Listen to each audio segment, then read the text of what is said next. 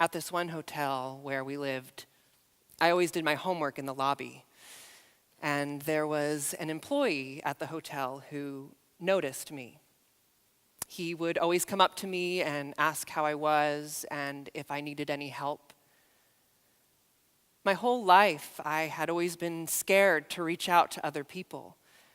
But I was just so desperate to get out of the situation I was in.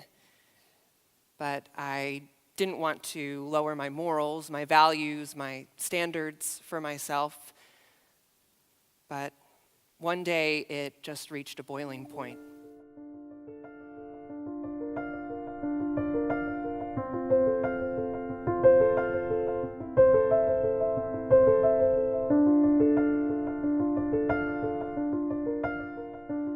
The only way this problem is going to be solved, just the way other public policy issues get solved in this country, is when people gather around the problem, which are the people in the community, and get them to be our advocate. That first year was a hell of a year.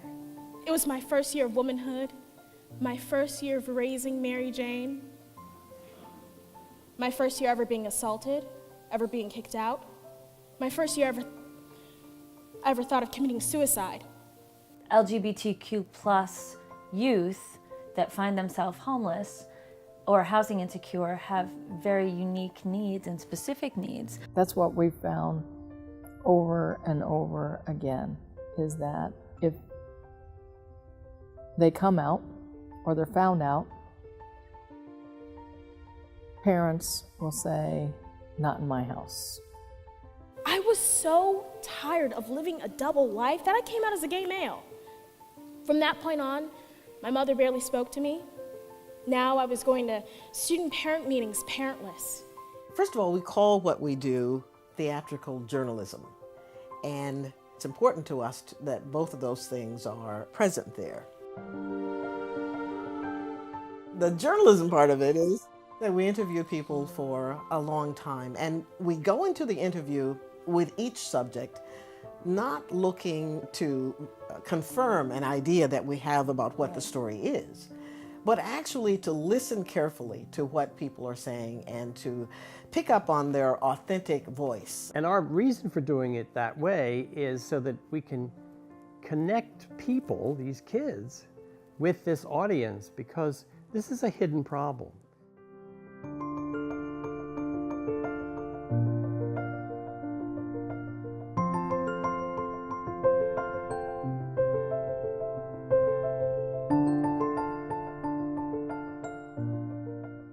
I think that it's important to tell your story because you have to leave something behind. You know, if you don't have any sort of legacy, then you can create one for yourself. All human beings should be expected to be able to succeed. I have always wanted to be the one to break the chain.